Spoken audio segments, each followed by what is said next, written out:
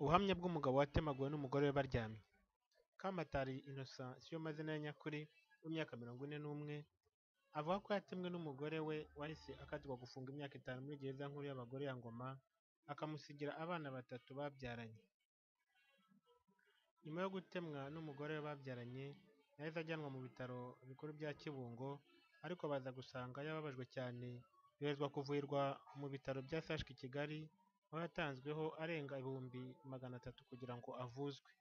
Kamatari avuga ko mu mibanire ye n'umugore we bahoranaga intonganya n'imvururu za hato na hato, ariko imbariro ikaza kuba inzoga.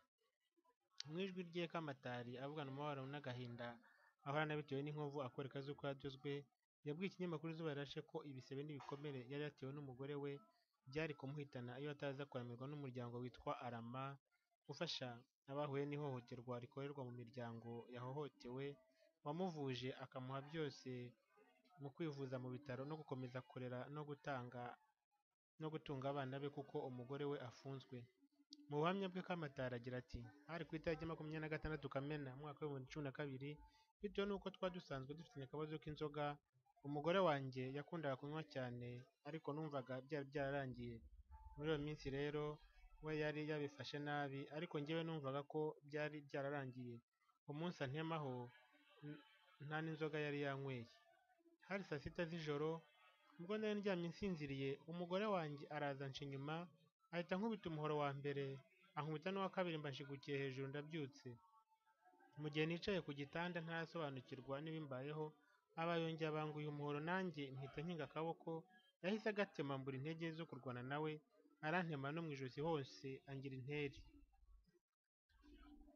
Ubwo mu tubaraga duke yantemaga ntera induru, wahita atoroka ariruka ansiga aho ndi indembe nzirirana umubiri wose. Numvaga amaraso agiye kunshiramo, ndatekereza nti ninguma hano aranshiramo kandi abantu ntibari bumenye uko byagenze. Nuko ndihangana ndasohoka ntera induru hanze, abaturanyi barantabara. Icyo gihe nta kintu na kimwe nabashaga kumva, usibye umuturanyi umwe namenye. Ibindi byakurikiyeho nyuma sinabashaga kubimenya kuko nari meze nk'uwapfuye. Ubwo banjyanye mu bitaro bya bugufi mu murenge by'izaza, bahita banyohereza i Kibungo ku bitaro by'akarere.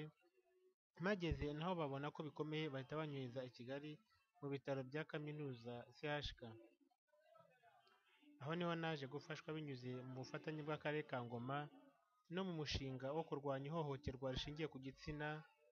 Bakomeza kunyitaho, banyigisha kwihangira udushinga duciriritse tubyara inyungu, bampa amafaranga y'intangiriro. Gusa ngewe ku bwanjye sinari nzi n'uko byagenze, kandi ibyo bibazo bimbaho sinari mfite n'ubwisungane bwo kwivuza mituelle de santé. Sinzi uko twahuye n'abo bagira neza, usibye ko naje kwisanga ndi mu bitaro mvurwa.